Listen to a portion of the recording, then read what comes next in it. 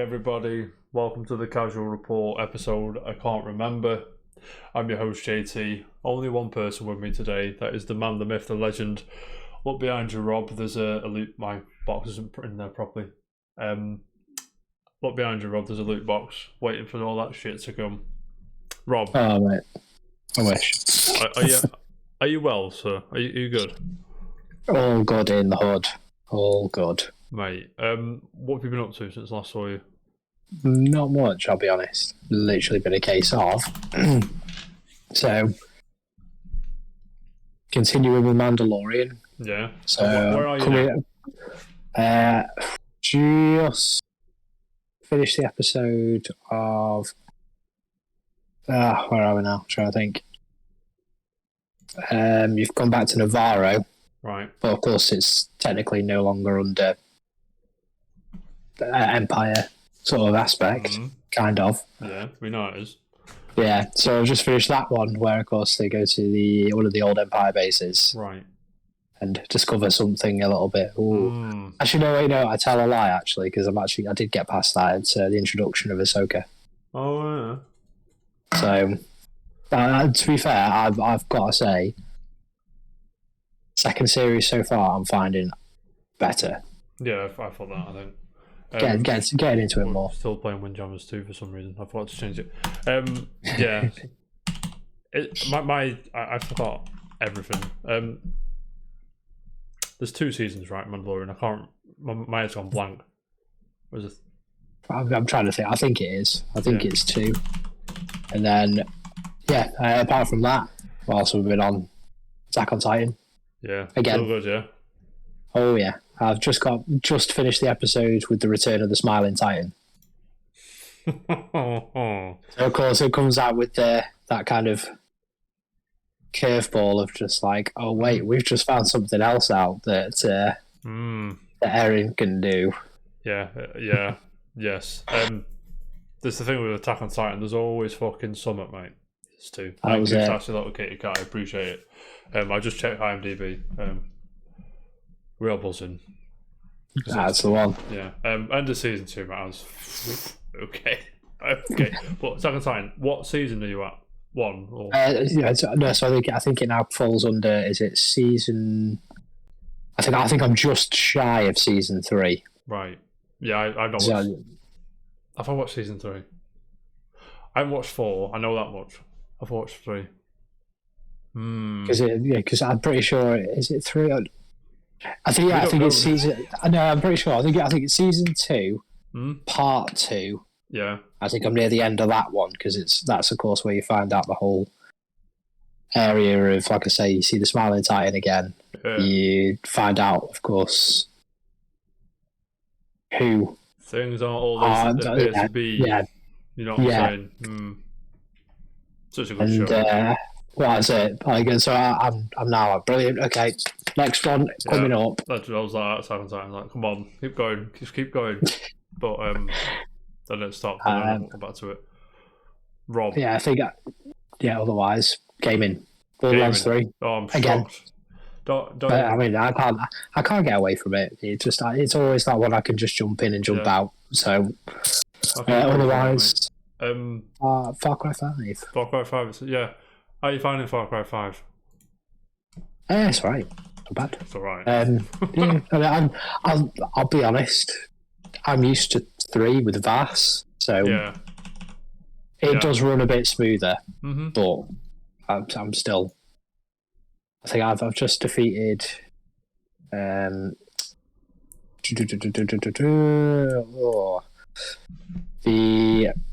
preacher Joseph Seed, if I'm not mistaken. He's the one that essentially that everyone kind of points towards to be the first seat, like the first area you go for. Cool. So just completed that bit, and then I think the next one I'm moving into is Faith's region. So that's going to be an interesting one. Ryan knows what you're going on about. I haven't got a clue. But I'm glad you're happy. Have you been playing anything else, or? No, I really keep meaning to download Windjammers. I'm just there like, should I just stick it on now? Ryan says you mean John. Yes, I do mean John. Thank you, Ryan. Knew exactly which one. Just say yes. There you go then. Anything else, or can I go? I think that's pretty much it. I mean, what have you been on? Mate, I've been chilling.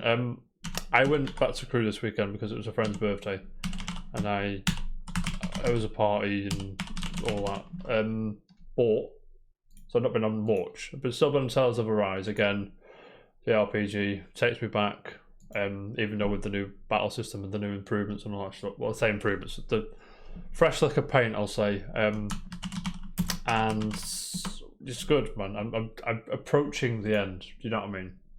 Yeah. I feel like I'm nearly there. Like I'm like the potential big bad's gone. Now there's potentially another one.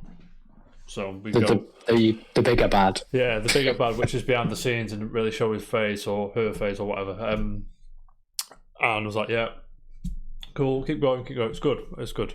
Recommended if you like your RPGs and anime shit. I do. As most Tales games are. Most Tales games are recommended. Do you know what I'm saying? Yeah, just Vesteria. most. I think it was Vesteria was shit. I'm sorry. We don't talk about it. I never played Vesteria, but apparently that one was alright. And obviously Symphonia speaks for itself. Tales of Destiny as well. PS1, I think. I didn't play them, but people like them. Go play them. Yeah, it's good. Obviously, we did Windjammers 2. That game is not popular, by the way. Like, it's dead. Online is dead. I had a quick go before work this morning because I started at 9:30, and there's like less than 100 people on it, and I'm like, fuck's sake! Like, to the game's detriment, I can always find a game, and it's always crisp online. I've never run into any bugs or, I never had any noticeable lag or whatever, which is helpful because it's quite a fast pace when it gets going. Quite a fast pace kind of thing. But so good. Yeah, right? It's literally. Copy and it's not, but it is literally copy and paste the first one. It may as well be a remaster, but that is, I mean that in the as a compliment, not a dig to the second one. It's like they kept the good things and kind of added a little to it. This will make it a bit better. The smidgest of smidges from what I remember. Like there's new characters. Arcade mode takes about 20 minutes. There's not enough first, but there's not enough single player shit. It's all multiplayer on that, which is the point because it is like to carry on. Like you have a tournament on it easy. Like, yeah. But I mean, it's so good, mate. So good. It's like one more game. Bloody brilliant, mate. And it's on Game Pass, and it's less than £20 if you want to buy it on PlayStation or Steam or whatever. So good. But also, Robert, don't know if you've seen this. Right, there's a show on. As you do sometimes, you open Netflix, you see what it's about. And I noticed this Archives 81 thing. Have you seen anything of this? I haven't, no. But well, I want to hear. Let's go. Right. I'll allow me to think, because I'm like, then James, watch it. It's like, it looks good, to be fair. So it is about. Let me get the synopsis up because I don't want to. Because it's a thriller, so it's spoiler territory. I don't want to ruin anything because it goes places. I'll say that. Where are we? See my Wikipedia page. There's a Wikipedia page. Right. Archives 81, American horror streaming television series developed by Rebecca Sonnenschein and executive produced by Sonnenschein, which I imagine is her company. Give me the synopsis. It's not got a synopsis. I'll just read you the synopsis for the first episode. Are you ready? Go on. Dan is a conservator who is asked to work on a HI-8 tape. Obviously, no VHS shit. What he does, he restores these tapes and watches them for this gentleman. NS, mate, how are we? For this gentleman. And then, obviously, to get up the top his NS always, it goes into, this cult's involved in some shit. This girl's trying to find a mother. She goes into this building. There's a cult there. All goes downhill from there. But it's like done in a way that he's watching this portray on these tapes because this woman's like a videographer, like for a film class, or she's a PhD student. Was she PhD? Yeah. So she's got a PhD dissertation. She's filming things and she's doing all this stuff. But I mean, then when the backgrounds of these two characters sort of go on and on, I mean, I can't really sell it without pulling it, to be honest. You know, it's one of them, but it's horror, thriller kind of thing. I say horror, it's not really like Saw, cut everyone open horror. It's a traditional kind of shit horror, but it's good. If you've got, it's 8 episodes, 45 minutes to an hour each. Go watch it, mate. Sounds like a plan. I like it. But it does open up. It goes places, mate. It goes places. But Archives 81, I think it's based on a podcast or something I was reading, but I don't know. But yeah, Rob. Yes. Enough jargon. Should we crack on? Go on then. Let's see what's going on. Let's have a go. First up, Rob, Resident Evil 2.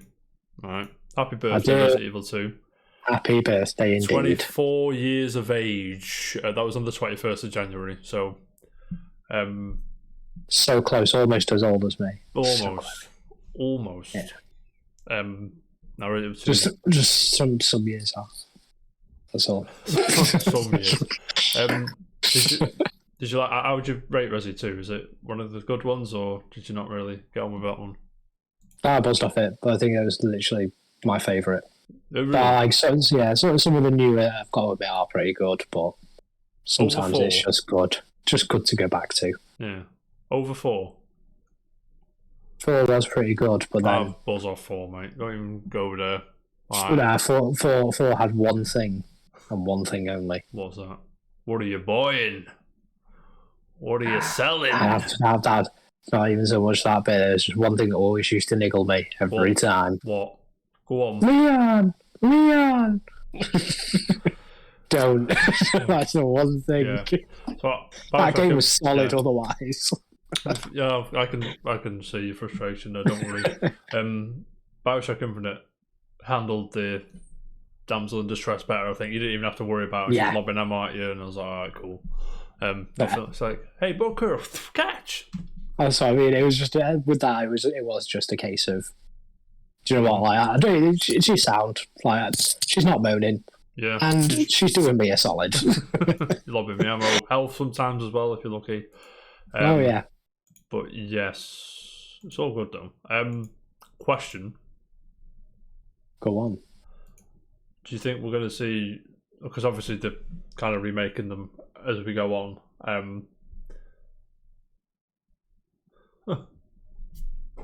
Rob, do you remember that? What? There's sassy little kitty cat. It says play 2 for the first time at Dad's friend's flat. Rob will remember. Do you remember? Yes, I do. God. Are you buzzing about that? What? Oh no, it was one of those, like, first time I played it, bearing in mind, I mean, it was just when it came out. Mm-hmm. So we're talking 1990, whenever it was. I've just seen the date. Yeah, so like 24 years old, you're talking, what, like 97, 98, yeah. 98. Yeah. So, I mean, be quiet.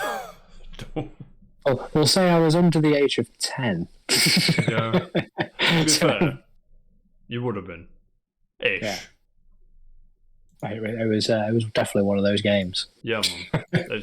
So, I mean, do you think they'll remake Resi Code Veronica next, or not? Or go to 4?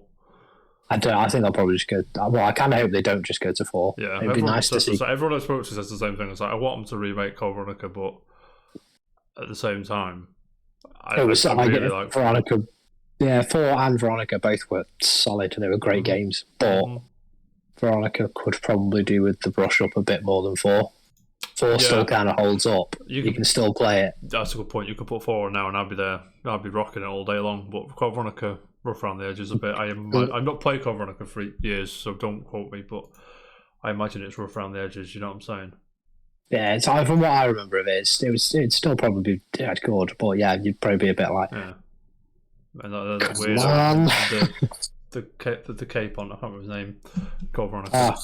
Dude with the white face, the white mask thing. I can't remember. Yeah, but I can't remember. But I know what you're on about. We don't care. Rob, I have a question. Yes.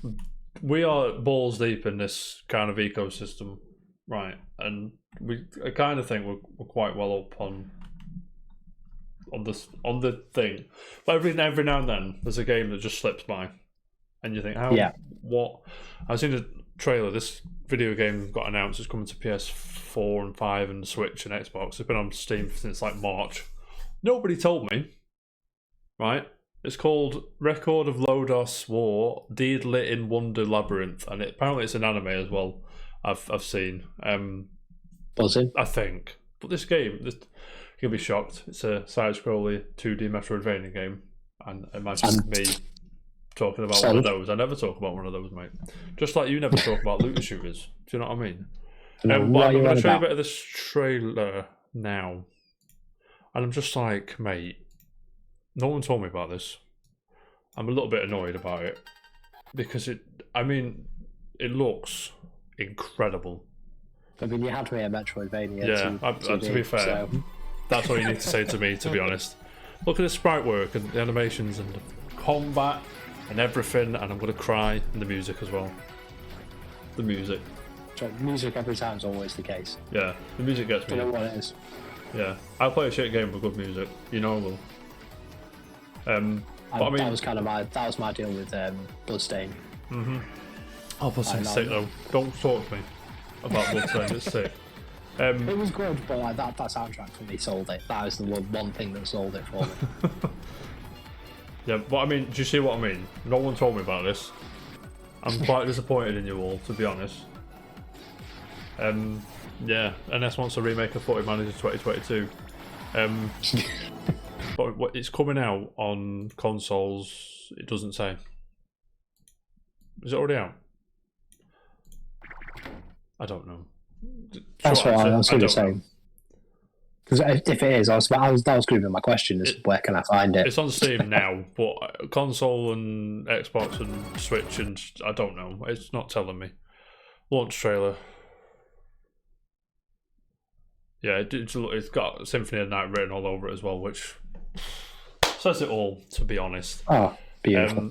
And Rob, yes, speak to you now as a Metroid fan.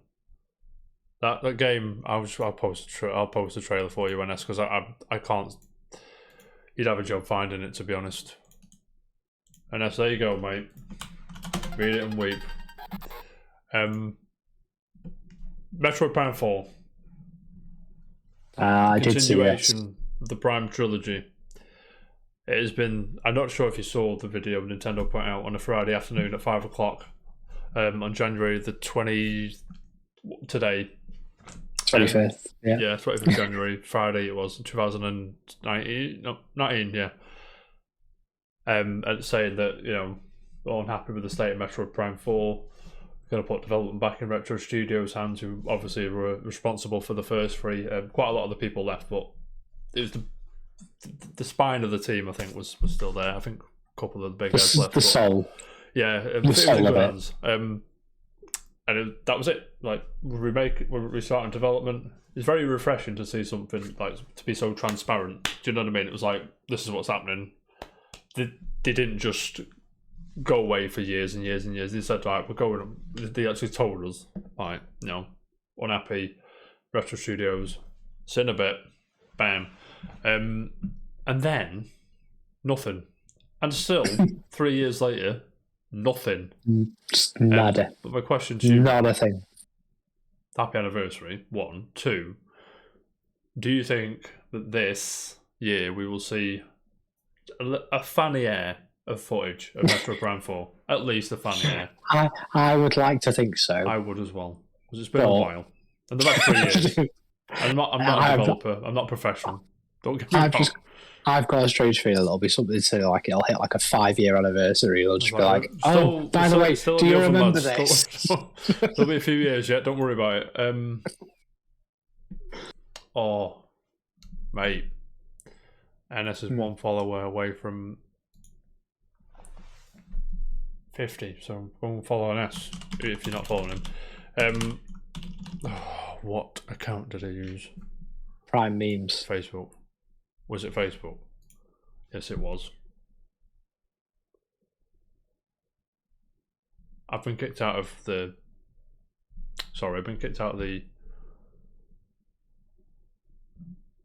the Marvel MCU thingy website we do. I can't remember which website. It doesn't matter. Right. Rob, as a reminder, we're nearly there. A week on Thursday, we are doing the thing. And I'm trying to find the link. Bear with me. We're doing the Marvel MCU ranking, if you will. Best to worst, personal best to opinions. Worst, or worst to best. 27 is the worst. 1 is the best. That is a link if you want to just go watch all the Marvel films. You don't have to watch them if you want. You can just rank them however you like. So obviously, I can tell already that number 27 unanimously is going to be Thor: Dark World. Yeah. I've had a mooch at some of these as well, so but you know, we would appreciate as many votes just to get the gist, if you will. And I really can't remember. Was it that one? Sorry, 2 seconds. Yes, it is. Right, I'm buzzing. I'm back in. We're all right. I'm back in. We're back in. Nailed it. Back in the back end. Ryan says No Way Home wins easy. Now I'm going to have a look. Some of the responses. See, this is where I'm shit because I still haven't seen it. Why have you not seen No Way Home, you madhead? I haven't got any friends. Well, neither have I. I'm not going to be that lonesome guy on his bill. I'm just sat in the cinema going, I'm here for Spider-Man. How old are you? No one had... Silly question, don't ask. What? Why is that too? What is going on here? This needs sorting out. Yeah, if you can vote for me, because I don't agree with this list at all. At all, mate. You're all off your heads. So... You haven't voted definitely yet. Get on it. Jam on multiple accounts, doing Thor: Dark World as number one. Spamming everything. Yeah, I don't appreciate this list, ladies and gentlemen, the boys and girls, children of all ages, and all our non-binary friends. So if you can, please sort it out, because I'm not happy with this ranking at all. Where's my number one? There. What number was that? 2 seconds, Rob. Oh. My number one is, I'm coming out. If you know me, you know my number one, but I'm not going to say it. My number one is currently number 6. I'm not happy about that. That's painful. I know. I haven't voted yet, which is my saving grace. Hopefully my vote can take it up a bit, but you know, we'll see. But yeah, if you can follow that link, do the survey. I'd appreciate it. I'm sure Rob will as well. I would. But Rob, enough nonsense. Yeah. Should we crack on? Let's see what is going on in the world of games. First of all, before we talk to gamey games, Mr. Dwayne Johnson, also known as The Rock, you may have heard of him. He's quite famous. He says in an interview that he's going to be in another movie that's based on a video game, but he can't say which video game. So it was in an interview with Games Radar. He said, "I can't tell you which game in particular we're doing, but there will be an announcement this year." This is Eddie Makuch. I think that's how you spell it. How you say it? Sorry, Eddie. From GameSpot. And he goes on to say, "We're going to bring one of the biggest, most badass games to the screen. One that I've played for years. I'm really excited to bring it to the fans around the world. Of course, we're going to do it right by a game of friends, but really, we're just going to make a great movie." I don't believe that for a second, that they're going to make a great movie, but the heart's going to be in it, I'm sure. Have you seen Rampage? I think I was about to say, yeah, there was Rampage, and I think Doom wasn't particularly good. Apparently, the other Doom ones even were. Mate, I'd watch. I've not watched. I'd watch a film. NS, mate. I would watch a Monopoly film with Dwayne The Rock Johnson as. I can't remember his name. The Monopoly guy. He's got a name on it. I can't remember. That would be amazing. Or even him playing Barrett, Final Fantasy VII. Yeah. To be fair, he could pull up Barrett, but the game people go to is my beloved game, the one I rave about all the time.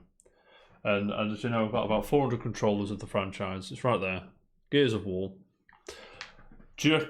Is there a chance this is Gears of War? It could be. I'll stop you there. Cliff Bleszinski. You know Cliff Coltrane, baby. Yeah, Cliff Bleszinski, the Gears of War godfather, I'll say. He retweeted discussing films or a tweet about it with eyes emoji and added The Rock. So that means, I mean, I know it means nothing, but he'd know. I was going to say, it just, it seems a little bit. He'd know, and he wouldn't have signed a contract, but a little bit too much of a coincidence. Yeah, we'll see. I mean, I'm looking forward to seeing what the fuck is going down. And also, I have news about Unity. Are you familiar with Unity, the game dev engine people? Yeah. Unity's alright. I've been dabbling in it myself. I've got a fucking clue what I'm doing, but I'm having a good time, which is all that matters, ladies and gentlemen. Reading from Jeffrey Russo. Fuck you, that was perfect.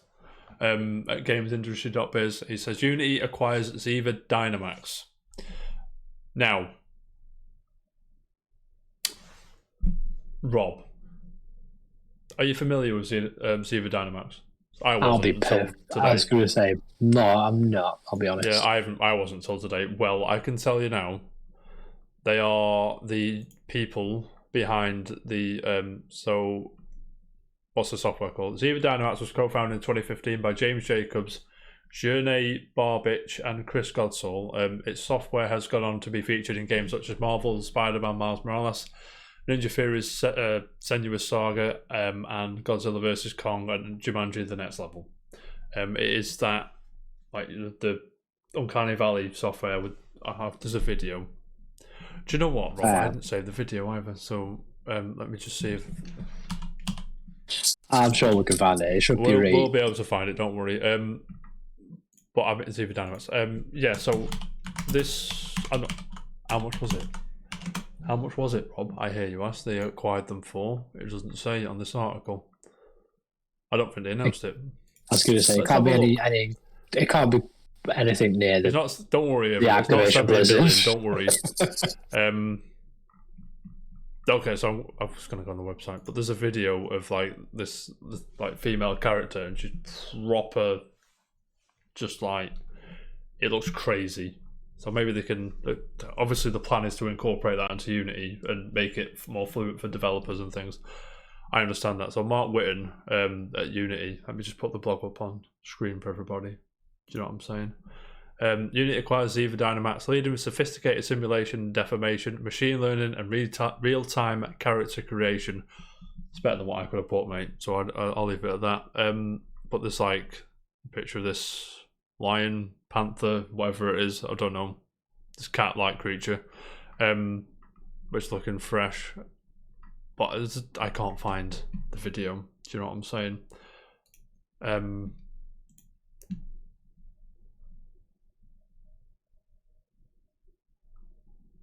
Rob, I found it.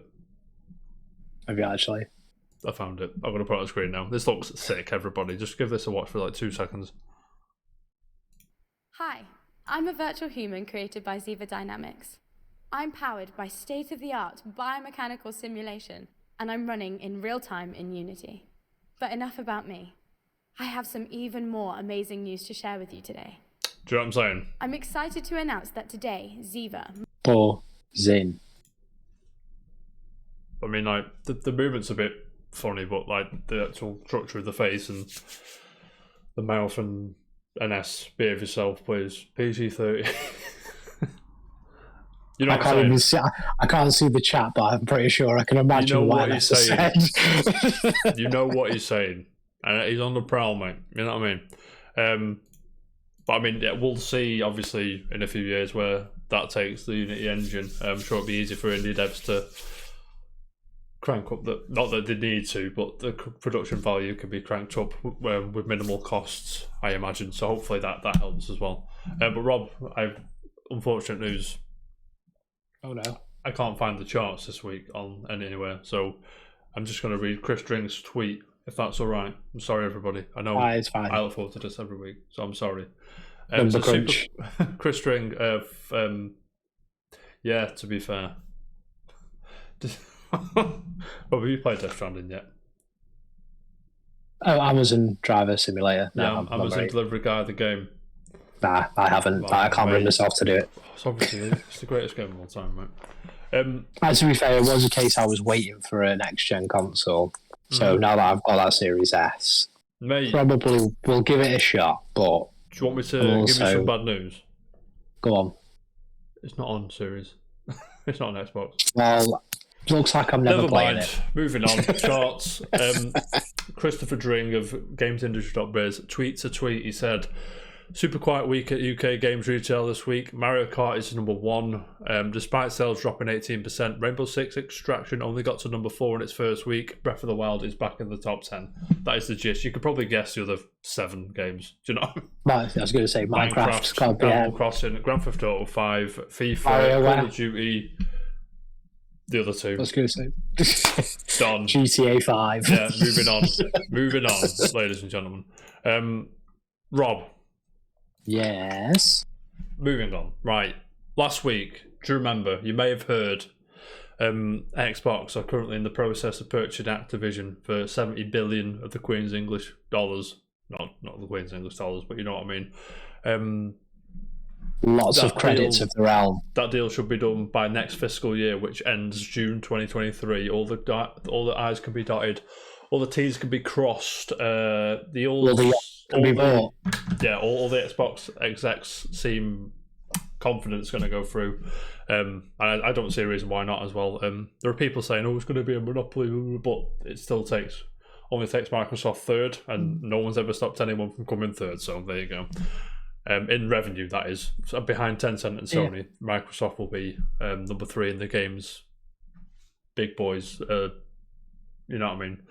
Yeah. However, we were talking last week and we had a good conversation. Were you on Thursday? My mind's gone. I was not Thursday. No. Okay. This is good. It's just your brief opinion. You've had the weekend to think about it. Just your brief opinion. Like, you've had the week, to be honest. I think it was a week old, this news now, but... what's your first thought like?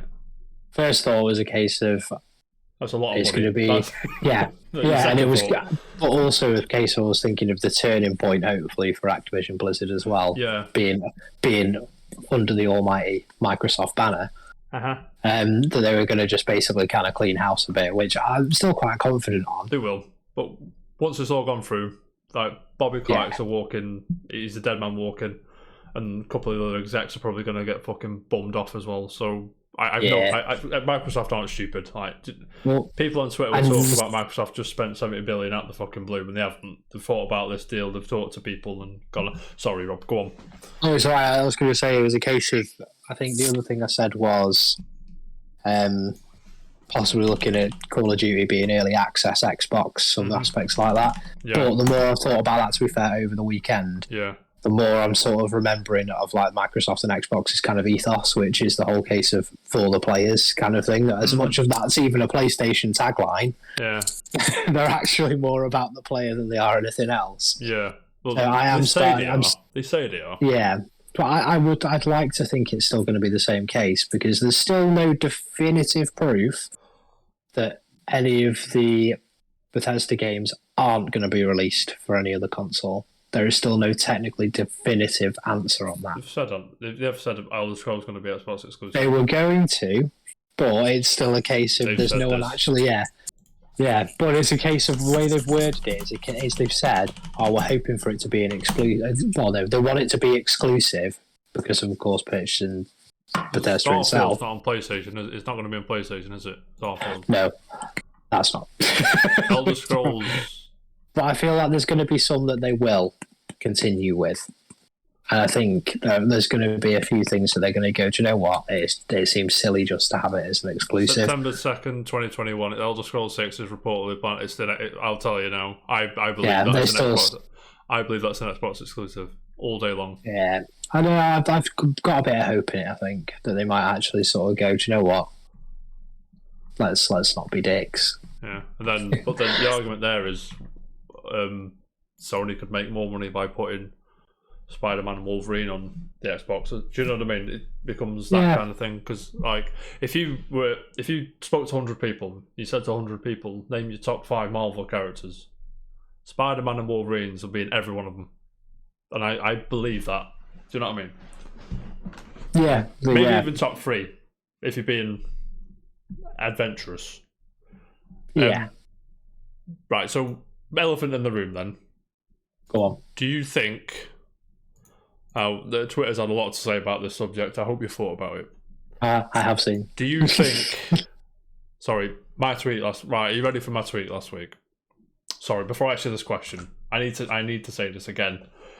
If you had 68 billion in a bank account, you could afford to pay yourself 50 grand a month for 1.3 million months or 113,000 years. That's how much money it is. If you were to count to a billion, if you were to count to 68 billion, it'd take you like 2,000 years. That's a lot of money. Sorry. Right, so carrying on. Rob, question. Yeah. Do you, in your honest, humble opinion, believe that elephant in the room, Call of Duty, the juggernaut itself, will remain on PlayStation, or it will be an Xbox exclusive going forward? I think it's too late for him to turn it to an exclusive now, with the amount that there has already been, and how much there will continue to be of it, and with Warzone as well. Yeah, I think they'd be silly to take it away from all platforms. Really do think it'd be the stupid decision. Right. Okay.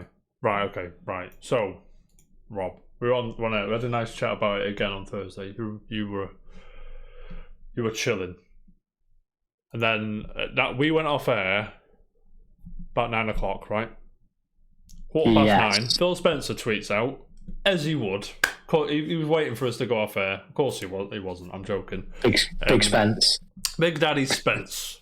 He tweeted this, and I quote. I'll put it on screen for everybody. So he says, had good calls this week with leaders at Sony. I confirmed our intent to honour all existing agreements upon acquisition of Activision Blizzard and our desire to keep Call of Duty on PlayStation.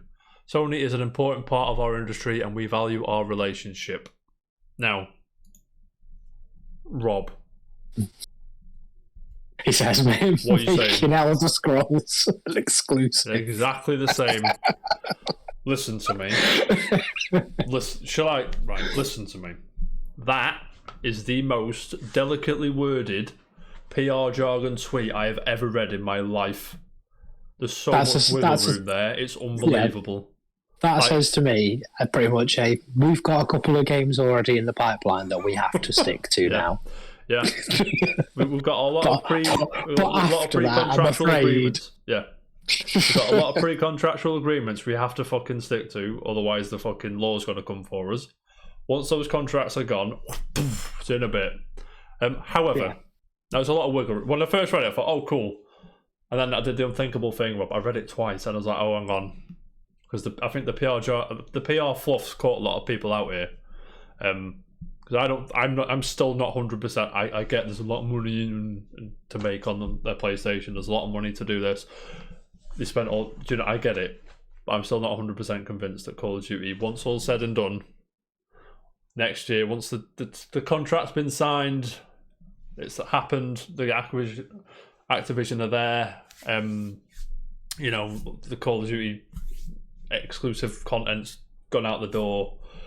Once it's in black and white, and it's like, right, we can do what we want. I don't think they'll do it. I think they'll keep, like I say, Warzone. They'll keep Warzone on there. Anything that's like Warzone, what's Black Ops, Cold War, Vanguard, all them shit ones. This year's one probably put it on. They have to because they won't have the deal. Probably won't have gone ahead by the time Call of Duty's been in production and come out.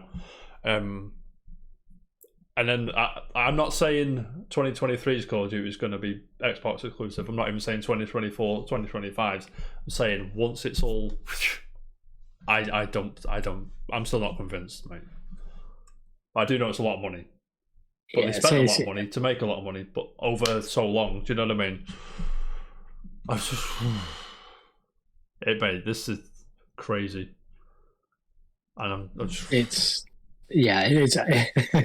I reckon they're like you saying, of course, like Warzone, Vanguard, the rest. Mm-hmm. It's like it's going to come to a time. I mean, pretty much what they've already done anyway, which is of course disconnecting old servers like Black Ops 3, things like that. Yeah, once that happens, it's going to happen to Warzone, because they'll start to die off, and they'll just go, oh, by the way, we've started this new one that's Xbox only, Warzone 2 or Warzone whatever. Yeah, it'll be like it's Microsoft PC only, and then they're just going to go, we're going to shut down that server just on the sly. Question. Yeah. Says, where are they? It says, and our desire to keep Call of Duty on PlayStation. Now, food for thought, Rob, mate. What if Microsoft turn around to Sony and say the only way we're going to put Call of Duty on PlayStation is via Game Pass? And we would need to put Game Pass on PlayStation for Call of Duty to be on there. Is that possible? Would Sony fold? No, I think they probably. I think that'd be the one like the straw that broke the camel's back. They would just go nah. Yeah, fuck it. Yeah, because in the nicest possible way. Excuse the term, but yeah. Because I don't, like I said, if that was to happen, Sony would want a cut of Game Pass on PlayStation. So I imagine there'd be like a PS5 tier or an extra tier added onto Game Pass Ultimate, and it will be extra. Imagine it though. Imagine scrolling through that fucking thing and seeing an Xbox logo. It's fucking, mate. You know, though, it'd be a case of like one of the two is coming. Yeah, I mean, Call of Duty makes a lot of money, and then people say, but it's like Call of Duty. So Tom Warren from The Verge, he tweeted as well. He said, there are a variety of ways you could read the tweet. Call of Duty will remain on PlayStation forever. I don't think that's what he's saying. To be honest, mate, I'm not a businessman. Yeah, I know. Desire says to me, there's an intent. There's intent, but there's intent to it's make not money. But it's not anything solidified. It's a case of we have every intention of it staying, if the terms are right. Basically, definitely. Existing COD titles will remain on PlayStation. I mean, I think that's more likely the scenario. COD will remain until contracts end. I think it's a mixture of them two bullet points. Microsoft used clever language during its Bethesda acquisition too. They did, to be fair. They did. And then once the contract was signed and it was like, right, get on Game Pass. Fuck you lot. Do you know what I mean? So we'll see. 76, all of its DLC, swam a bit of light in there. Yeah, exactly. I hear a lot like, Call of Duty, another Minecraft, and I'm like, Minecraft's like one game, whereas Call of Duty's every year. You get to shovel this shit down your throat. Do you know what I mean? So I can't wait to see how this folds out, because this is industry shattering, to be honest with you. But Rob, yes, that annoyed me last week when he waited for us to go offline, and he tweeted. But like it was timed. Yeah. He was watching. Yeah, I guarantee every syllable of that tweet was fucking went over with a fine-tooth comb from solicitors and lawyers and everything. Like businessmen. We're not going to be caught out by this. There was about 30. Must have been about 30 people wrote that tweet, because there's so much wiggle room. Then yeah, we understand Call of Duty is massive, and Rob, did you know Call of Duty makes a lot of money? I didn't. Did you know how many business experts are on Twitter now? I didn't know. There's lots, I think. Call of Duty, never heard of it, mate. I'd love to see all their degrees, I'll be honest. To be fair, it's like it's like when there's an election, Facebook turns into the House of Commons. I don't go on Facebook when there's an election. I can't be doing with it. Yeah, it's the worst. I barely go on Facebook every day. But whatever. It is what it is. Rob, moving on.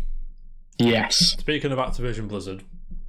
Cool. I'm reading from Andy Robinson, VGC, says Activision Blizzard's former Europe leaders have created a new publisher. New Tales, which are the new publisher, says it will focus on original IP and publishing partners. So there you go. Situated in Paris, France, the company is held by Chief Executive Officer Cedric. I think it's a French last name. I can't pronounce it. We'll call him Cedric M. I'm sorry, Cedric, mate. Who was formerly Activision Blizzard Senior VP of International. He's joined by other European Activision Blizzard veterans, including former VP of International Business Operations Benoit Dufour. Sorry, Benoit, mate. He'll serve as Chief Operations Officer, COO. I think that's what it stands for. Former Senior EMEA, Blizzard Delphine Lacour, and EMEA Director at Blizzard Emmanuel Aubert. I'm assuming the T is silent because it sounds as if Emmanuel is of French descent. And there's other people getting in on the action as well. But again, this is just another new publisher, new games coming, people who know what they're talking about, people who've been there, done that, bought the t-shirt, seen a bit. Done some good titles. Yeah. Or worked on good titles. Yeah, obviously. Fucking... I understand why people leave Activision Blizzard now, because it's like Call of Duty headquarters, you know what I mean? It's just, we make Spyro the Dragon, you want to make that? No, get on Call of Duty, mate. Fuck you lot. You want to make a new Crash game? Not in this planet, mate. Get on Call of Duty. But now I think Phil Spencer's going to be a bit more lenient with that, and hopefully we'll see more variety. How about Conker's Bad Fur Day? Bad Fur Day. Don't think so, pal. Mate, you're buzzing, mate. Get on Vanguard. Mate, can you imagine? So how about I pay you for 2 weeks, you don't do any work, and you never bring that up again? Done, mate. That's probably it. Well, Rob, moving on. Do you have anything to add, or can I move on? Beg your pardon. No, yeah, you gotta go for it. Mate, you pretty much do what I like, mate. Well, this came out of I say come out of nowhere, but one announcement didn't come out of nowhere, but we got like 3 things in one here. So Electronic Arts and Lucasfilm Games announced new Star Wars titles from Respawn Entertainment. This is still EA. From the EA website, it says Electronic Arts and Lucasfilms are joining forces to continue delivering all new world-class gaming experiences set within the beloved Star Wars galaxy. Music to my ears, mate. Respawn Entertainment, best known for Apex Legends Apex Legends Titanfall, Star Wars Jedi Fallen Order, is leading the development and production of these projects. Vince Zampella, founder of Respawn, Call of Duty background, you know what I mean? Keep that in mind in a second. Will oversee this new phase of EA's relationship with Lucasfilm, building on Respawn's award-winning history in game development and expertise in telling compelling Star Wars stories. Or story, because they've done one, right? Game director Stig Asmussen, sorry Stig, mate, and his team at the studio are already working on the next game in the action-adventure Star Wars Jedi series. That isn't surprising, because, yeah, it's a shame Jam isn't here, to be fair. Jam. Because I was looking forward to picking his head about this announcement. I get that. Yeah, I mean, I was looking forward to picking his head, but I'll pick your head. Your head's a beautiful head to pick, mate. I'll carry on with you, mate. I have a question. Yeah. I was speaking to Laura today about, because Laura's my go-to person. I could just talk at her, and she's just like, "Oh, cool, yeah, whatever." I said, "Oh, like, she's really good at that." Yeah, I was like, "Oh, EA have announced like 3 Star Wars games under the blah, blah, blah." But it's not a case of it goes in out the other. It literally goes in and actually retains. Yeah, to be fair, and I really appreciate it, because I'm sat here all day, no one to talk to, so I'm like, bang, oh my god. But Joyce said to me, go on. 2 things that bothered me, right? Now, I love Laura with every ounce of my being, yeah? Before I go on to say this, it was like, I've only ever played 2 Star Wars games. I'm like, what? Star Wars Galaxies, which doesn't exist anymore. And I'm like, okay, cool, okay. I've never played that one, but I'm glad you had a good time. And the fucking Force Unleashed. I'm like, what? You think, what? And I bought Knights of the Republic when it came out for full price, but I never played it. I'm like, are you fucking serious? Yeah. I'm fuming. Much love To be fair, don't matter. Carrying on. I was going to say, when I found out that similar bit of news, I was a bit like, you what? It's not just one of the best Star Wars games. One of the greatest games ever. Like it's a big staple. It's a staple. It was the case of buying it and not even for full price. If you bought it for $5 or $10, didn't play it. I'm like, okay, I do that all the time. Not once was it started. Yeah. Okay, so Jam has faith in Respawn with Star Wars. I think I do as well. Do you, Rob? Yeah, I mean, like, to be fair, even if get words out. You're doing it, me, mate. Come on, get it out. Fallen Order's anything to go by. Yeah, and even how Apex is even as that as a free online multiplayer. I mean, it's got so many strengths they can put into it. They can have that strong storyline to then move into, of course, have the Fallen Order. What do you call it? On PC and get it for 40p. There you go. Go and get it. It's right. 40p. You can't fucking moan at 40. It's brilliant for 40. Even I paid like 20 quid for it. I'm well happy with my purchase. Go and get it for 40p. I can honestly see a mix of fantastic storyline, incredible multiplayer, just literally colliding on it. I think it'll be brilliant. I've really got a lot of faith in it. So there's a sequel to Jedi, which is go and buy it and play it if you haven't already. What have you been doing?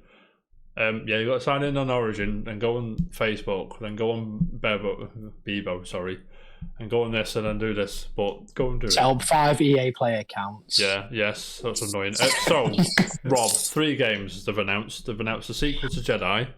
Announced the first-person shooter. Where's that on this statement? 2 seconds, mate. That gets my blood pumping, mate. A first-person shooter from the guys that made Titanfall and Apex, the Star Wars universe. Okay, how much money do you want? When do you want it? When's it out? And is it better than Battlefront? Yeah, I mean, working with Lucasfilm Games on a new FPS in the Star Wars galaxy is a dream come true for me, as this is a story I've always wanted to tell. As Peter Hirschman, game director at Respawn, he's obviously working on that. Peter previously worked as VP of development at LucasArts, and he's mate. And there's also going to be a XCOM-like Star Wars game with a few of the big heads from Firaxis. Is that the 2 seconds? Firaxis. Who makes XCOM? It's Firaxis, right? Why did you say that like I'm talking Latin? Firaxis Games is the one. Mate. I think we're both spelling each other today, just like... You're stressing me out. Damn. Yeah, so I'm more into the first-person shooter because the top of my head, I can't think of a Star Wars game that's first-person shooter apart from Battlefront. Battlefront, like with a, do you know what I mean? There's only been like that, really. Jam, help me out here. Okay, it's funny. This is where Mr. Star Wars in the chat is going to reel off about fucking 40 first-person shooter Star Wars games, and I look like an idiot. But from the top of my head, there's only really Battlefront that's done the right. There was that first-person space shooter that they did, I'm sure, which was on. Oh, what was it on? N64. Rogue Squadron. Yeah. Yes, thank you, Rogue Squadron. Dark Forces. There you go. There's one. You can't spell forces or force. But I mean, yeah. Right. As far as first person, do you reckon? But when I read it earlier, I was like, oh, the Mandalorian, right? Like that's what they're gonna do, probably. I mean, it would be gold. Having some characters, of course, jumping in as well, like Boba Fett, for one. Sorry. Sorry. Like a Boba Fett one, like the 1313 that got cancelled. I don't know if you remember that one. But there was this like Star Wars game that's going to be first-person shooter. I think it was first-person shooter, right? And it was going to be dead cool, and maybe that is what they're doing, and they're going to put Respawn on it. Probably throwing some of the Mandalorian characters as well, like the opportunity to play as Fennec. And they can sort of It might work even if they do it in a sense of like chapters, a bit like how Mortal Kombat sort of have their chapters where you play as different characters. Yeah. But then maybe having that sort of thing thrown in there, and then you can use them in online multiplayer. Yeah. Yeah, that'd be cool. But yeah, and then I've also got extra on this one as well. Who's me? VentureBeat, Rob. Oh. This is it Jeff Grubb? It is Jeff Grubb. It says Star Wars Battlefront 3 isn't happening as EA silos Star Wars at Respawn. So, unfortunately, this first-person shooter is unlikely to be Battlefront 3, which I welcome that, to be honest. I might give us something fresh. Yeah. Something a little bit new. Yeah. EA announced today Respawn is working on 3 Star Wars games. Buzzing. Blah, blah, blah. Bit Reactor is a new Maryland-based studio that includes a number of Firaxis veterans. That is who's making the XCOM type Star Wars game, which I'm about, by the way.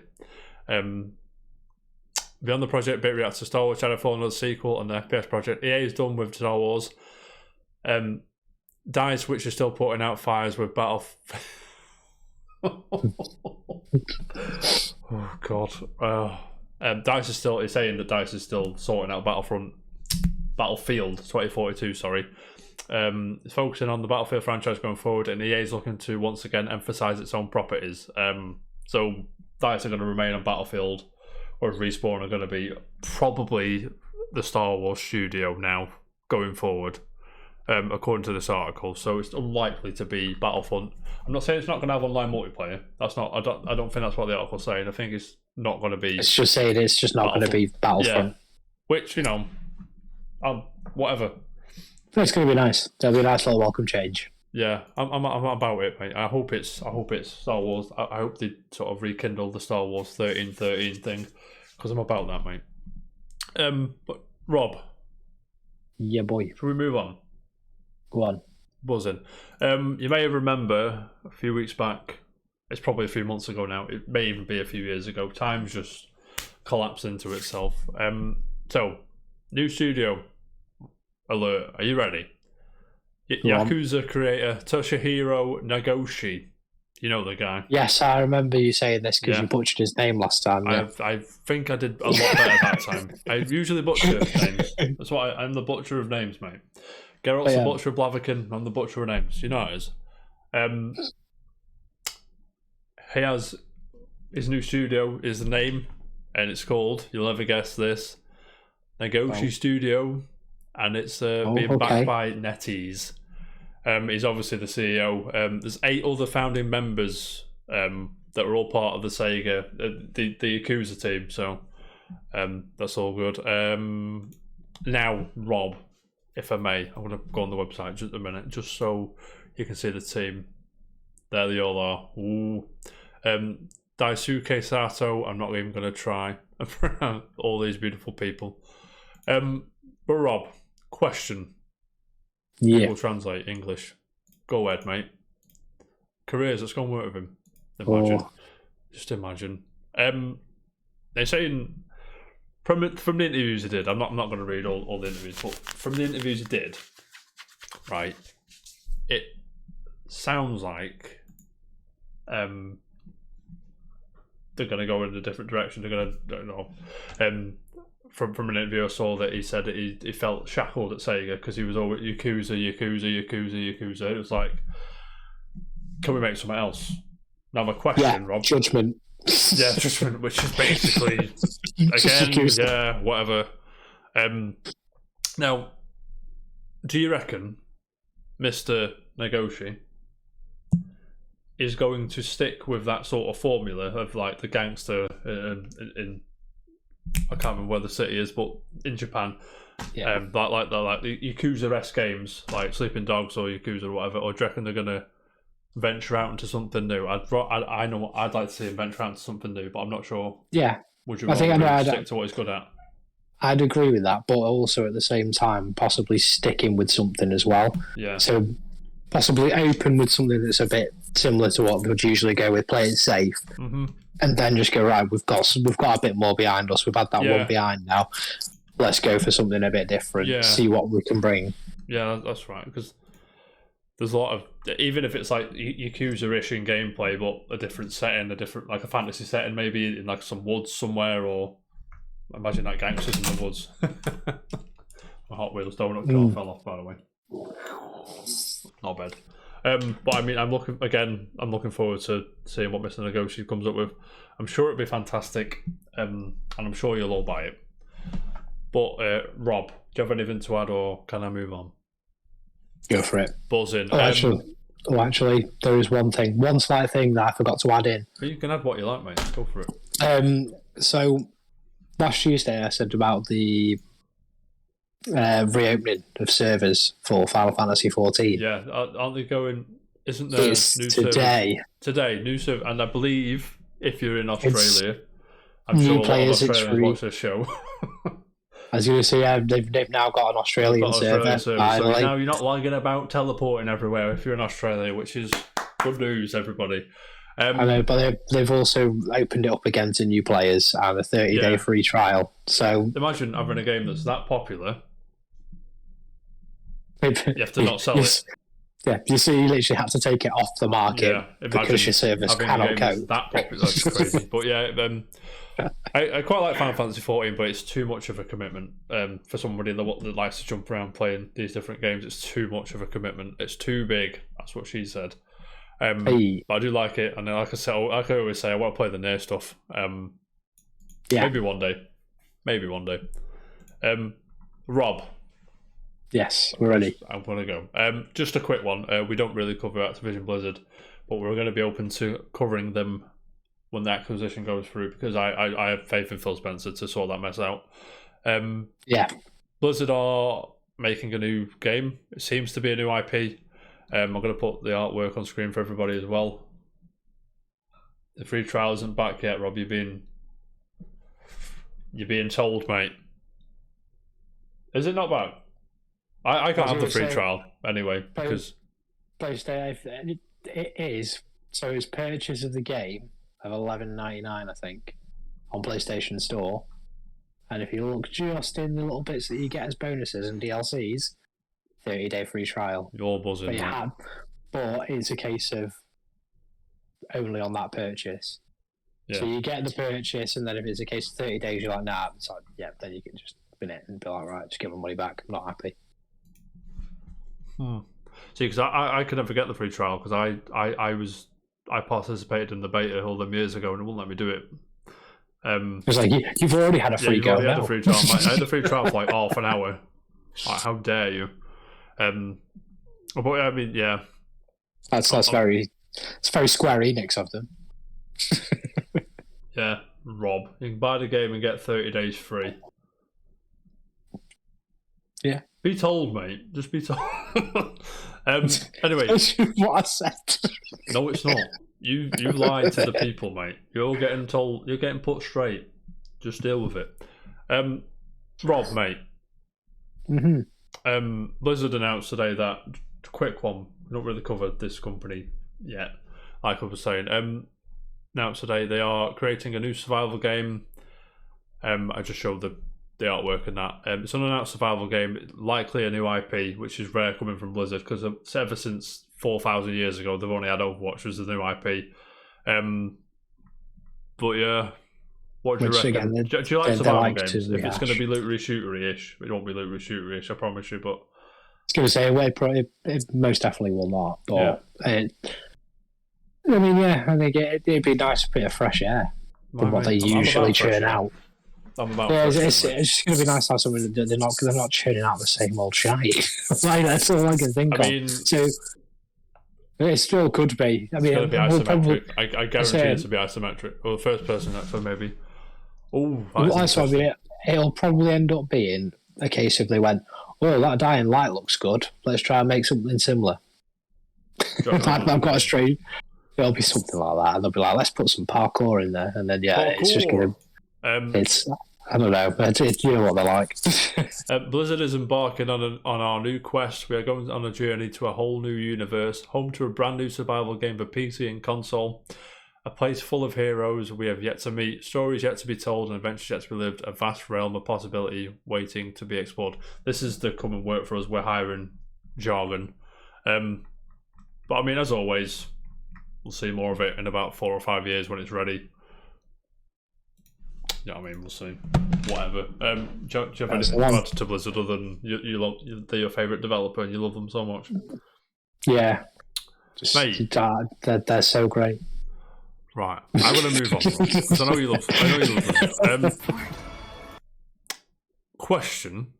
Speaking of Final Fantasy, the launch trailer for Stranger of Paradise was released yesterday. Yeah, yesterday.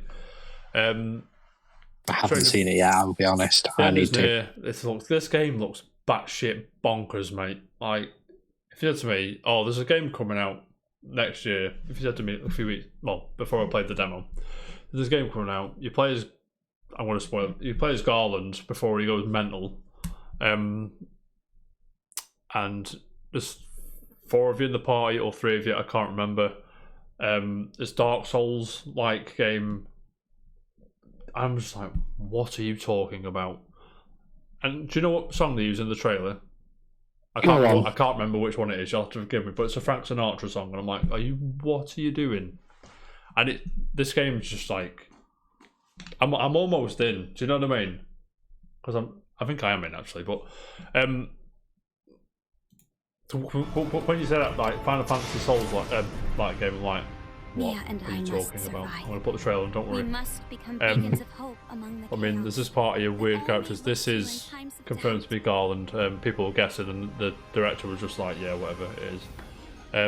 It's just like, I mean, all these monsters, and it looks like what I imagine a Final Fantasy Souls like to look like. It plays like what I imagine it to play like as well. I thought it was quite good when I played it. Let me just. I don't know what's going on. I always found like sort of Souls, Bloodborne. They were always quite mostly Souls rather than Bloodborne. Yeah. Always quite clunky. Like Bloodborne was a bit more fast paced, which I quite liked. Yeah, I don't like. I've 2 seconds. Listen, Frank Sinatra, for some reason. It's a mercy. Yeah, I mean, it is what it is, mate. I don't know why. It's a thing now, and that's just go and roll with it. But that game is batshit enough to work, I think, because I don't think a lot of people sold before they played it. I think they saw the trailer. No, we don't. There's no shade anywhere, Sinatra. I'm just thinking the juxtaposition of that mental trailer and just Sinatra slapping. It's just having a good one in the background. I'm flabbergasted right now. Can you see my flabbergastation? Do you know what I mean? I'm just like, what is this? Why? How is this real? Like, is it Ninja Theory or the other one? Who makes this game? I can't remember who makes it. Rob. Rob. Couldn't tell you. Go on. It's one of the people. Someone tell me. My Way. Thank you. It was My Way. Team Ninja, very very capable developer. You know, put on this project. So I imagine the brief was make Final Fantasy into a Souls like, do what you want. We'll see in a bit. And they were just like, what? Make a lot of big ads. I mean, to pick Garland Garland's cool. Don't get me wrong. It's probably all right, to be fair.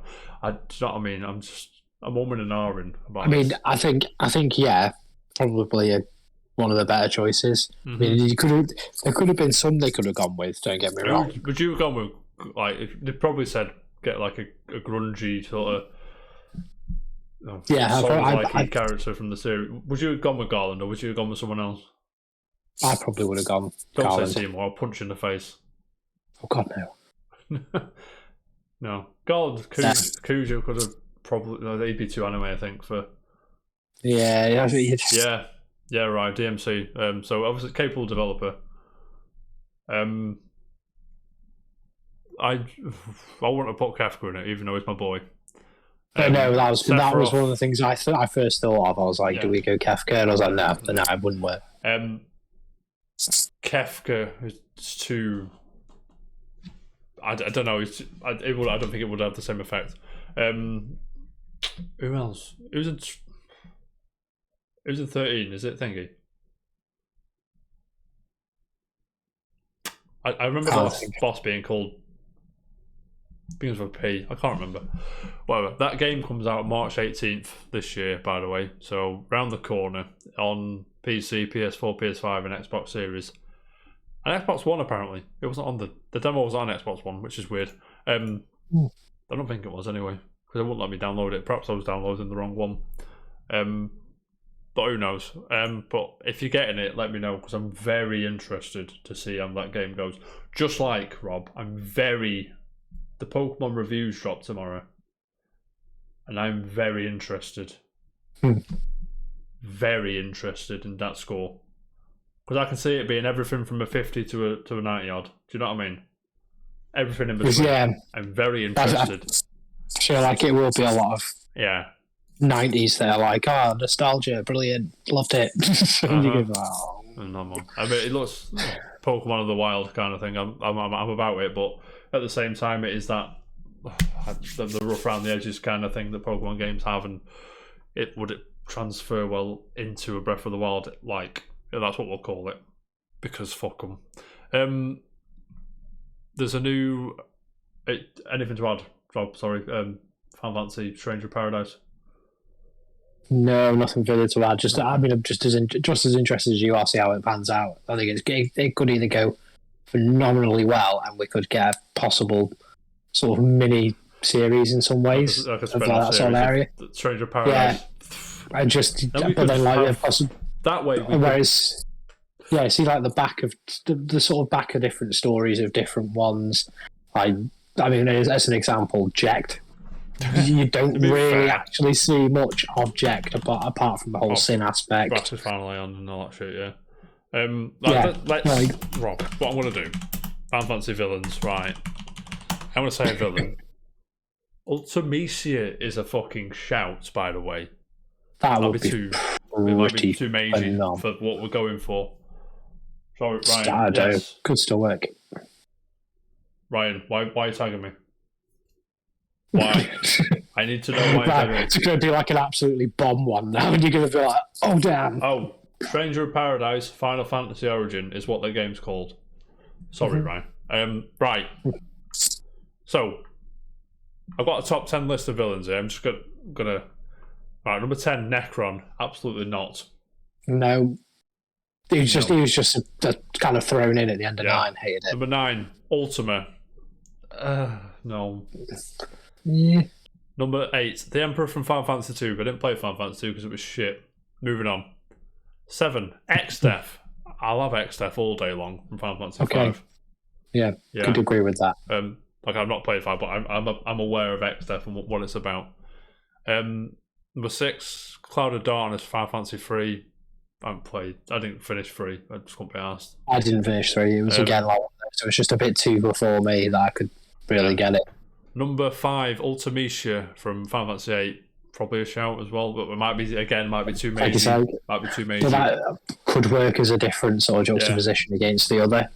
Might actually be pretty good. Could do the Final Fantasy 7 remake route and just bounce between all the. Yeah, that'll be good. Anyway, number 4, Chaos, Final Fantasy 1. I assume that's the last boss in this one because you're all going about Chaos a lot.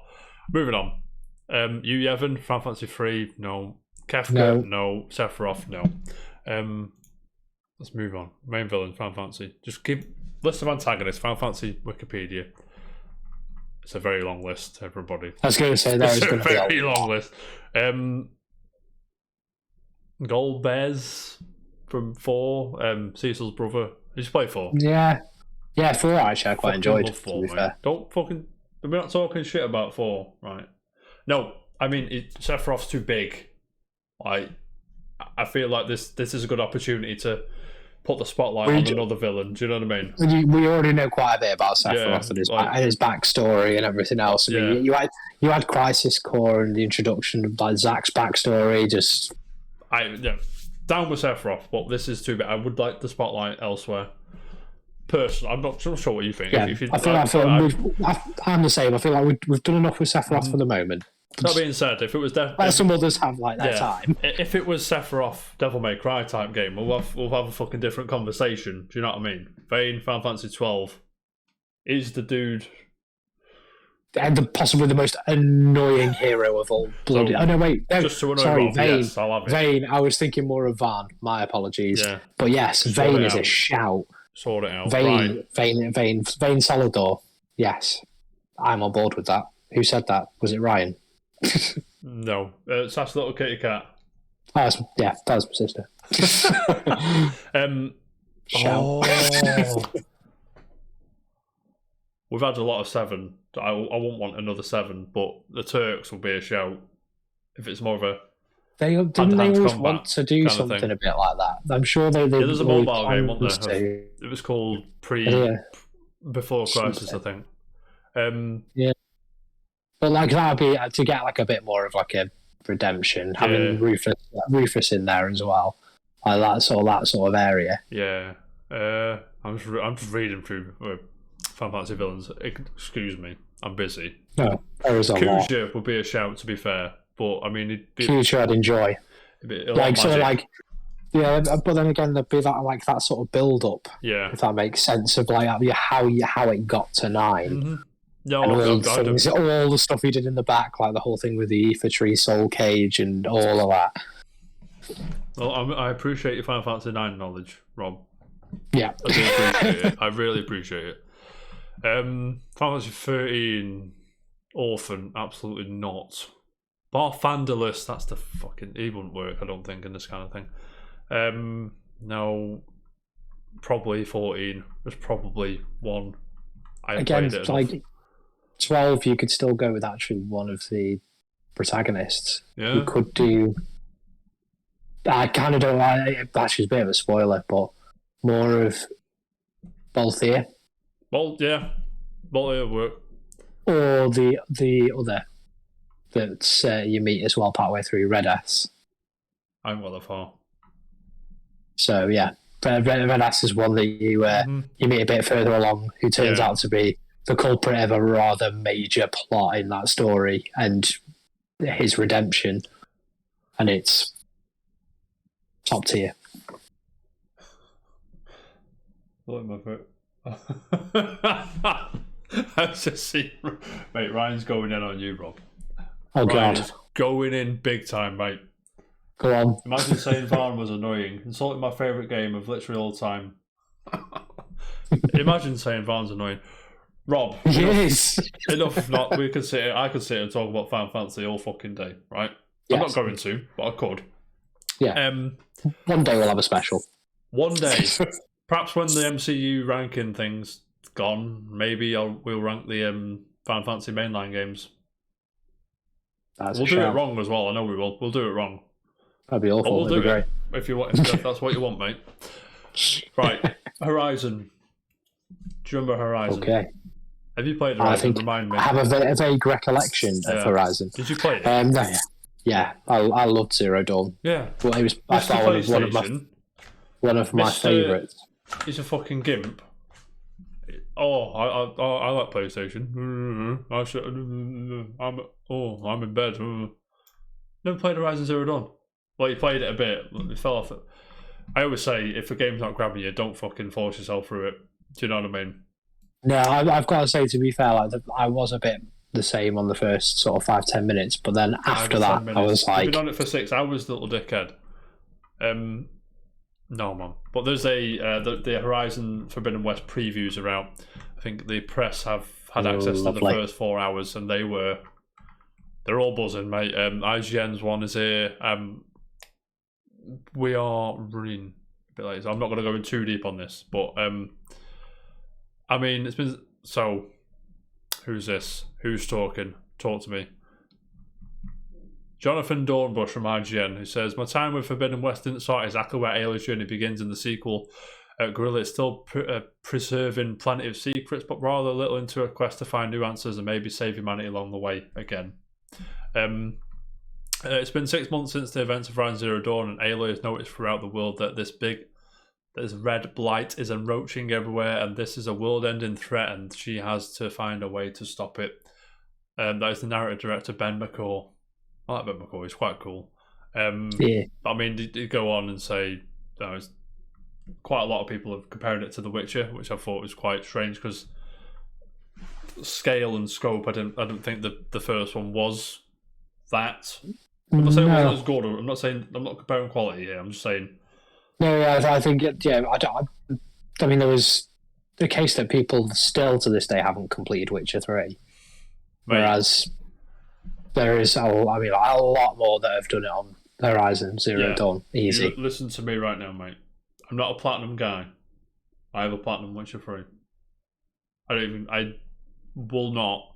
If I get a trophy, I'm like, go and find 50 of these things which are obnoxious, and I'm like, no, I'm not doing that. Or the I don't care. I'm not grow this different breed of plant. God of War, it's like, go and find 50 birds. I'm like, no. I'm not doing that. Jam's going on Battlefield 2042 if anyone wants to join him. Go on the Discord if you want. I'm sure he'll let you in. He's got the Rona or some shit. He's not very well, bless him. He's well enough to play some video games, and that's all that matters, ladies and gentlemen. Big Rom's got that chokehold on him. Yes, mate.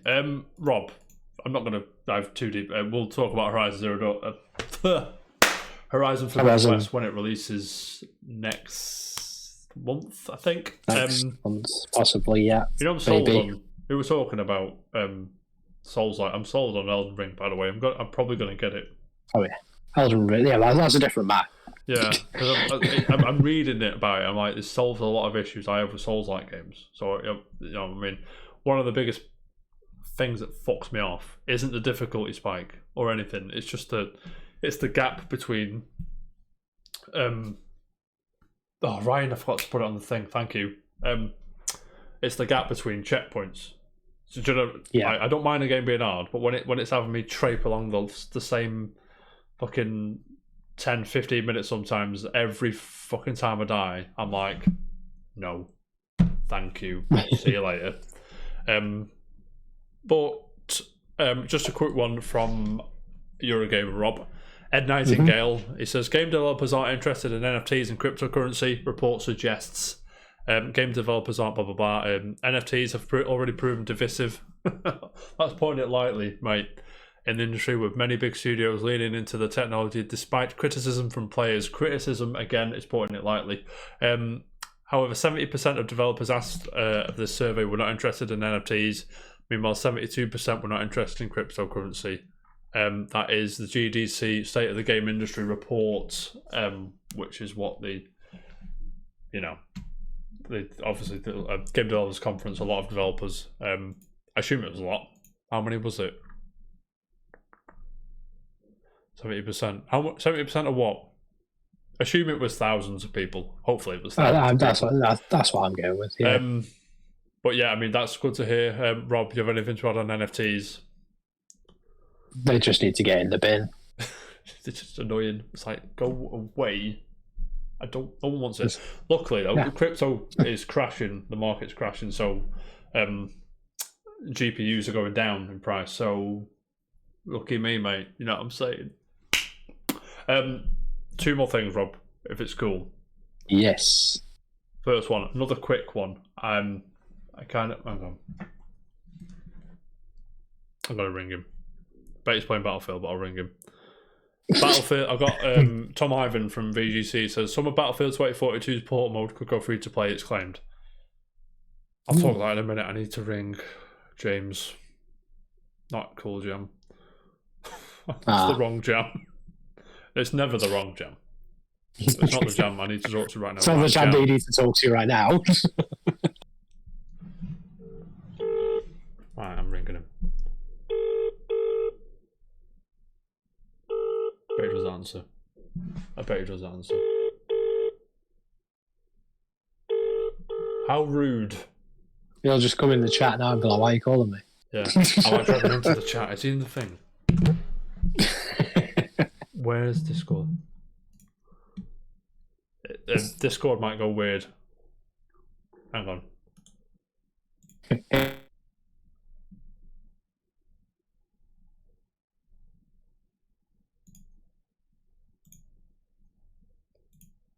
I'm back.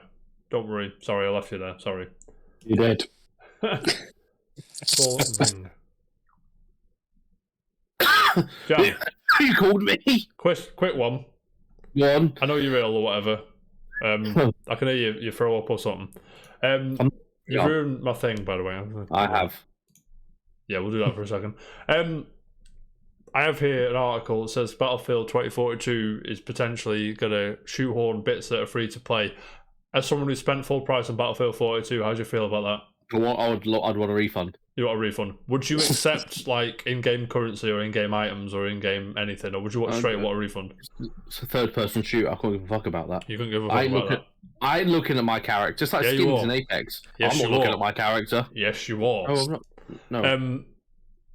Even if it was just like Portal mode or just certain modes that were free to play, not the whole game, would you still want a refund? I've no quarrel with them giving them people tasters and stuff like that to see how it gets better with progression.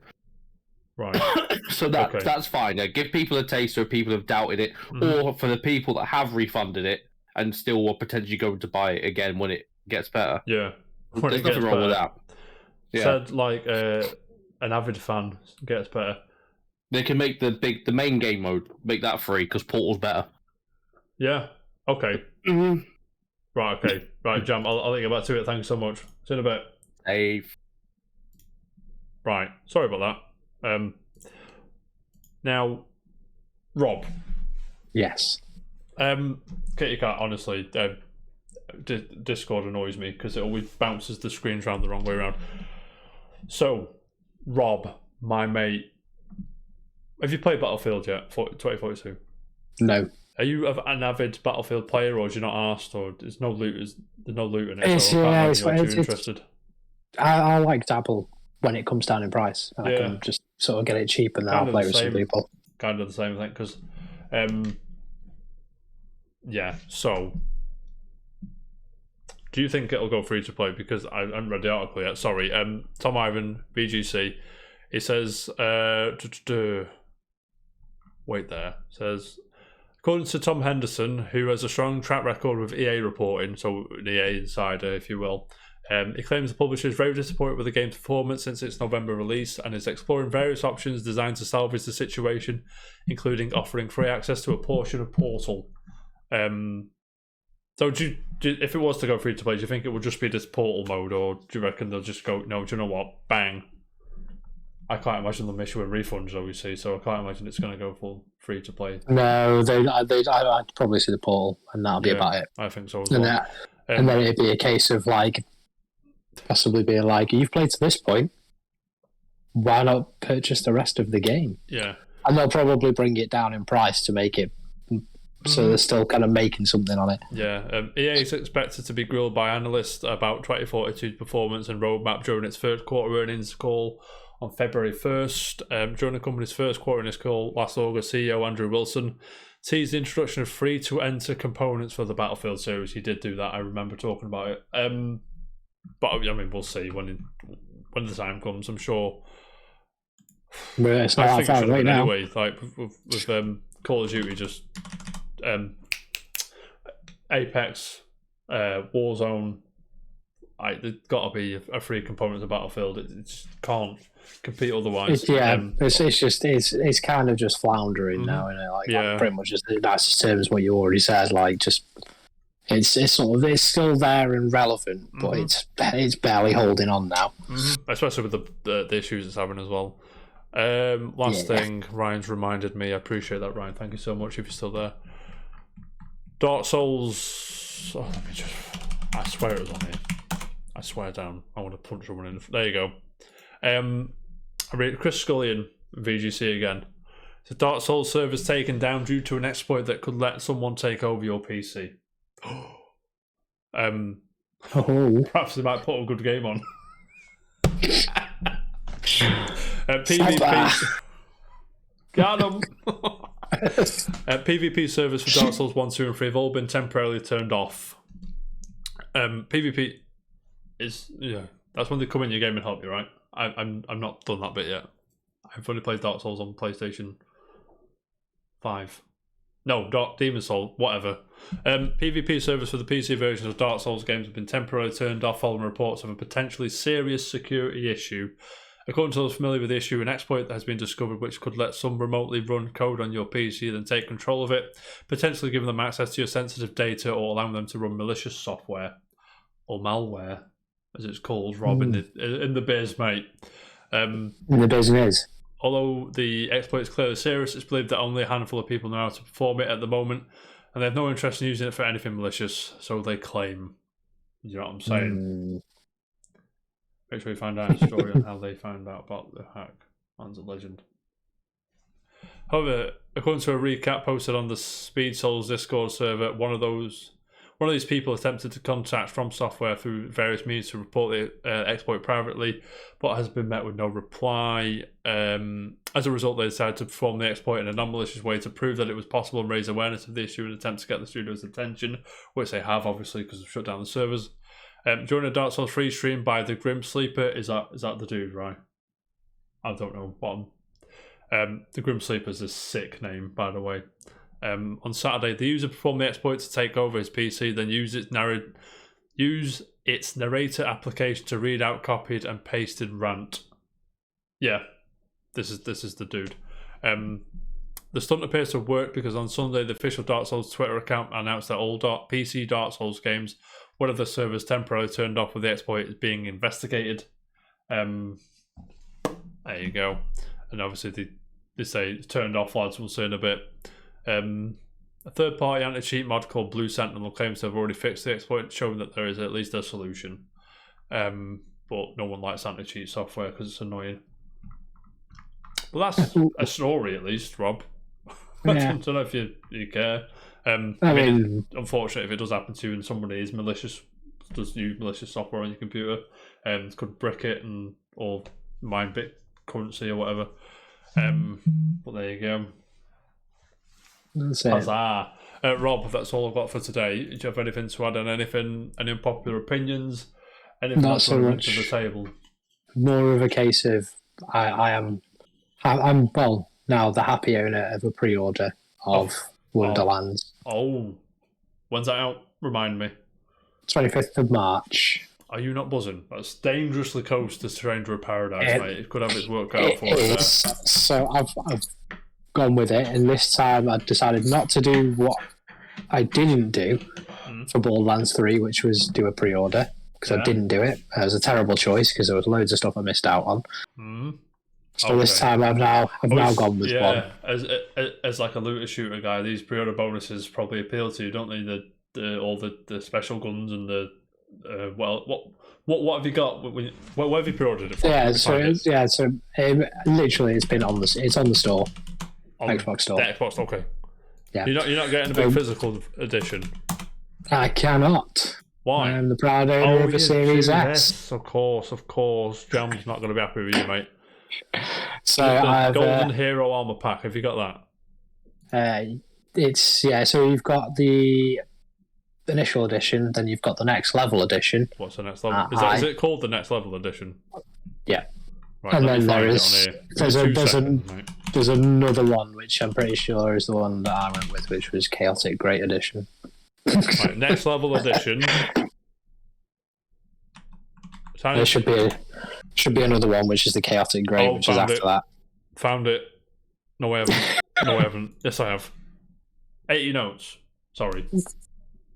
It's all right. Tiny Tina's Wonderlands Chaotic Great Edition pre-order bundle. Right, what'd you get here, mate? Quite a lot. What's a butt stallion? That you all laughed at that.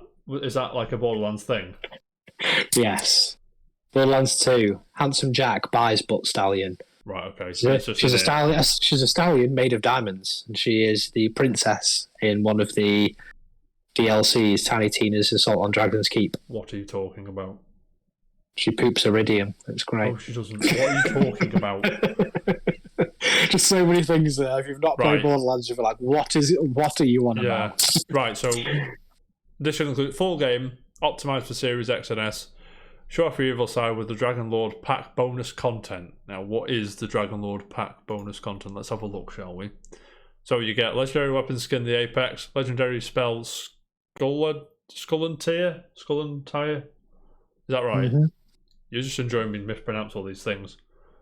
Tyrant attire, armor preset, villain's visage, face preset, Death's head makeup pack, Emperor of the Dead banner set, and quartz hero statue material. That all sounds fantastic, mate.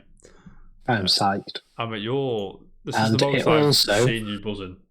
It walks on. I think, if I'm not mistaken, you've got the season pass. Season pass is here as well. What do you get in the season pass? I'm assuming again they've done the same as what they did with 3, which is because how it's worded.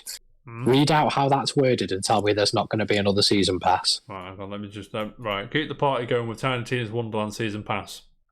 4 content drops featuring fantastical boss fights and whimsical new challenges set to be released after the game launches. Pay tribute to your diamond maned queen with the Butt Stallion bonus content and bonus cosmetics available at launch. I've got a feeling it's going to be another one where they're going to do Season Pass 2 or some absolute nightmare thing, which I'm... You assume if it sells, right, they'll definitely have a conversation about it. They're probably over an hour about it now, because Borderlands is massive, isn't it? So. Well, they always have this sort of thing. They did it with 3, and it was a case of they set up the original DLCs, and they were like, right, there's the Season Pass, we know what it's going to be. And then it was all ready to go before release. And then, of course, just fixed some bugs and then went, yeah, right, okay, let's do them bit by bit. Yeah. And then while they were coming out, they just went, yeah, it's sound. Let's do another season pass. Maybe we could do some of the things we wanted to put in there and just didn't. Borderlands always makes me laugh because Borderlands 3 when it's like, excuse me, it's gonna be Epic Games Store exclusive on PC. And I was like, no, I'm not gonna fucking buy that shit. And then it was like the best selling Borderlands on PC, and it was like, oh yeah, you're lying. It really was. It was a weird one because it showed, for all intents and purposes, with how buggy it was when it first came out, shouldn't have succeeded. 3 should have failed. Yeah, and then because of the fixes, everything they did to it, they turned it into now basically on par with the best one they could. It's still 2 still creeps ahead for a lot of people, but 3 has just done it. For you, it did it. You're a free man. Yeah, it's now happened. I thought it wouldn't, but it did. And but I've got a feeling Wonderlands is going to be even better. Yeah, man. I mean, a lot of the stuff they're bringing in. Like, I mean, if there's one thing I will say, and it's the one thing that so far I'm pretty sold on, is the fact that where you used to just have your normal melees, on this one you can have certain ones where you're like, I mean, one of them I'm pretty sure is called a Berserker, which is essentially you will freeze things with your melees and things like that. And just one also, you have a thunder hammer that you can throw at people, and it basically will sit like Mjolnir for Thor and pulls thunder out. Right. And then you can literally just click it again and it comes back to you. Oh, as you do, mate. Yeah, so I was like, sure, I'm kind of on board with that, only to find out that when it comes back, it also, anything in the vicinity, gets destroyed. So I was like, well, winning, mate. They've thought about everything. Mate, you're living life. Yeah, I think that's as much as I can say on it, but yeah, go on. Have you got a forgotten gem? Because I forgot to ask you before the show. Do you know what? I actually don't. You don't? Okay. I have a stack here, mate. Don't worry. I'm sitting on a few. I tried to have a good think of one. Mate, don't worry. So I got 5 games here. Pick a number between 1 and 5. 2. 2. Oh, controversial choice, mate. I like it though. Wow. Right. This one's a weird one. You're going to tell me to guess it. I'm never going to guess it. You are going to guess it. You've heard of this game. You probably haven't played this version, is what I'll say. And if you're listening on stream, you've heard that noise, you know what it's on. I'm going to tell you, Rob, because I don't think you could hear that. It's on the Game Boy Advance. Or, I should say, it's a Game Boy Advance version of a popular game. I'm just going to let me.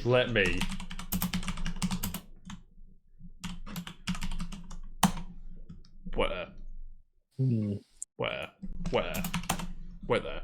Right. It released on PlayStation, Microsoft, Windows, Game Boy Color, Dreamcast, Game Boy Advance, Mac OS, Nintendo 64, Pocket PC, and iOS.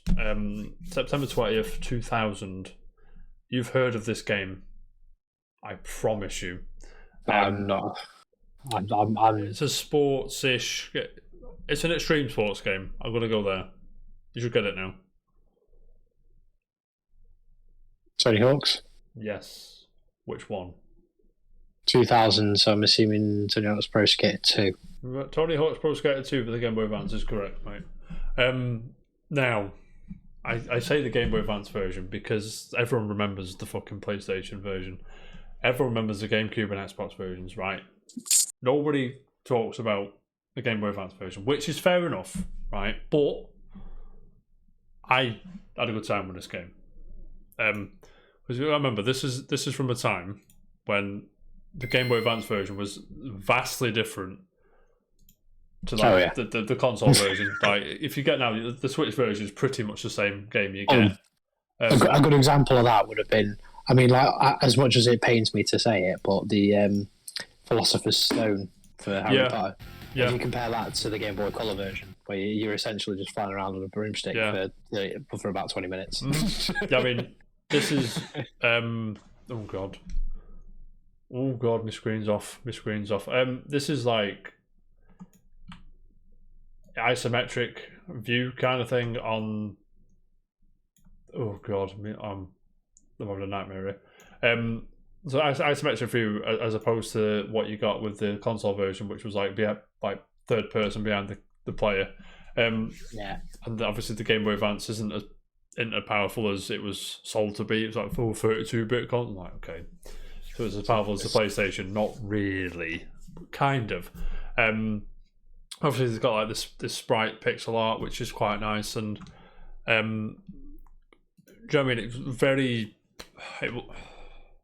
Obviously, you could do. It felt like you could do more on the console version, but this one, you know what I mean? You're at the beach or you're on a holiday somewhere. You can't drag your PlayStation 2 wherever you go.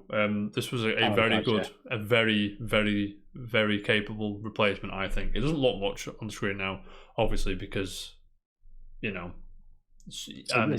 I could show you some pixel art and you'd be buzzing, but I had a good time with this. Now. You say why the GBA version? Like, why not? The Sims as well. Yeah, the Sims. Yeah, to be fair, like this, I had the Herbs as well on Game Boy Advance. I don't know if you had that as well. Same kind of thing. Pixel art. The music wasn't as good, obviously, because of the sound chip in the Game Boy. Not going to do anything to a console. Yes. Do you know what I mean? Didn't do great. And then obviously you've got the punk songs like Goldfinger and My Mind's Gone Blank. You had some good ones on too. You know the ones. It's just like you had like some Papa Roach, I think, on two, didn't you? And some of the others. But I mean, it's probably just the beats and like the melody. The Herbs was tremendous. You say Kitty Cat's your sister? I was going to say one of them that's in there right now is my sister. There's two, but I think you've said so far. Two? I want to say I think there was a sassy cat, wasn't there? Which sounded more like my sister. Sassy little kitty cat is the one. Yeah, it's possibly. I'm not even sure at this point. Behave yourself, mate. I mean, quite a lot of the heads of Tony Hawk's in it. I believe Burnquist is in it, I think. It was Bob Burnquist. And then it was the game before Bam Margera. Yes, I believe it was. Right? My head's gone. But I mean, yeah, it recreates a lot of the famous levels from the. It says it's me, that is I. I'm assuming it's your sister, mate. But it recreates a lot of the levels, like the schoolyard and the helicopter level. The first one was there as well. Then it's got all the things like the goals, get this many points, get skate, get the secret tape and all that shit. But I mean, kickflip this thing. I'm not going to sit here and tell you that the Game Boy Advance version is the superior version, because it's not. But for what it was and what it is, and it's an option. It still holds. I'm not going to go that far. I'm not sure if it. Looking at this footage, I'm not sure if it holds up. But I had a good time with it. That's what Forgotten Gems all about, mate. Having a good time with stuff. Now, I know what you want from me, Rob, mate. We want to see how much moolah. Price, mate. You want the moolah. So Tony Hawk's. How many credits in the realm? Mate, there's one here. Manual only for £1. We don't want the manual, mate. We want the game. I was going to say, I want to see about the game. Tony Hawk's Pro Skater 2 cartridge only, £8. So that's more than some of the ones we've actually said. To be fair, that have been like PlayStation or N64. To be fair, there's a PAL cartridge only, not tested in big letters, £3. Take that or leave it, mate. Or you want the whole shebang, box, manual, nice little insert with which the cartridge goes in. That's going to set you back about 24 notes, mate. So it's not for a box copy, a cardboard one as well. It's not horrific, I don't think. That's pretty good going. Yeah, but as Tony Hawk, what am I doing? I broke my computer. No, I haven't. Don't worry. But Rob, mate. Yes. That is all I've got time for today, mate. That's all we got time for, I should say. Thanks for coming. It is. That's what right. she said. What are you up to for the next 2 days? So me now, I won't be there. I won't be here for Thursday again. Thursday, yeah. Are you Dungeons and Dragoning again? No, not on this occasion. He's gonna go see a rock band. My friend's rock band. Thingies. What are they called? Black Ghost. That's them. That's how it is. Hope you have a good time.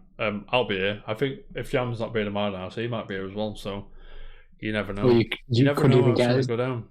Could even get a surprise Bishop appearance. Oh, mate, I can certainly ask the question. But I'll definitely be here doing something, whether it's playing a game or talking shit to Jam, or Windjammers. Yeah. Again, if you watch on YouTube, don't forget like, subscribe, dislike if you didn't like it. If you didn't like Jam's little input, tell him Battlefield 2042 shit anyway, so might as well be free. Who cares? That'd be fantastic. Also subscribe as well. Comment if you play Tony Hawk's Pro Skater 2 on the Game Boy Advance or whatever. You know what I mean? It is what it is. But like I said, I'll be back Thursday. Rob will be back Tuesday, or it will Tuesday again next week. We'll say Tuesday, but I'm not gonna, goalpost move, mate. You know what I mean? Shit happens and all that. But until then, thank you so much for joining, everybody, and keep it casual. We love you lots. Bye bye.